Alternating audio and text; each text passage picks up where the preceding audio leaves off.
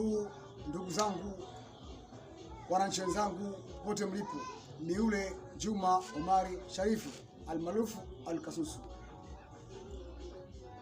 Kinachoendelea sasa hivi katika mitandao ya kijamii ni juu ya utenguzi wa shehe wa mkoa wa Dar es Salaam na mashehe wawili wa mkoa wa Kigoma na Singida, lakini ajenda kubwa ni washehe wa mkoa wa Dar es Salaam.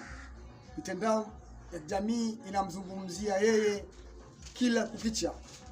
Sasa ndugu yangu, yeye ni nani? Kwani kabla yake yeye alikuwa shehe wa mkoa wa Dar es Salaam, akatenguliwa na yeye akachukua nafasi yake tarehe 2 ya mwezi wa pili mwaka 2023. Kwa hiyo kutenguliwa hajaanza yeye, lakini tunashangaa kelele nyingi zinazungumzwa kwenye mtandao wa kijamii kana kwamba BAKWATA imekosea. Huku ni ukosefu wa adabu juu ya mufti wa Tanzania, kana kwamba yeye alikosea kumtengua. La, tuendelee kuheshimu BAKWATA, kwani haifanyi kazi kwa matakwa ya mtu au matakwa ya watu. Inafuata kanuni na weledi ya maadili. Ikitokea shekhe amekosea na katika yuko ndani ya uongozi, chombo kinakaa na kutafakari na kutoa maamuzi. Kwa hiyo tushabikie. Leo imekuwa kama ni ushabiki sasa.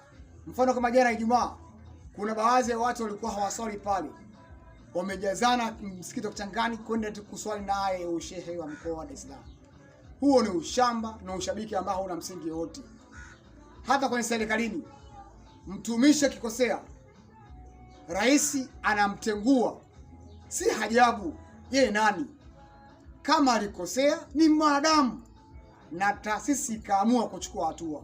Kwa hiyo tusiendelee kushabikia vitu ambavyo havina msingi. Na kuna wengine wanachuki na taasisi, wanaingizia hoja hiyo ya shehe mkuu wa Dar es Salaam kama ni hoja ya kushtumu taasisi. Eti wana uchaguzi mwaka huu. Sasa uchaguzi na yeye inahusiana vipi? Yeye aliingia kwenye utenguzi wa aliyotangulia na yeye ametanguliwa. Kwa hiyo hahusiani. Sawa? Kuna makosa ambayo ameyafanya ya nje ya kimaadili ya BAKWATA, akaondolewa. Kwa hiyo ni msingi ya BAKWATA. Kwa hiyo tuendelee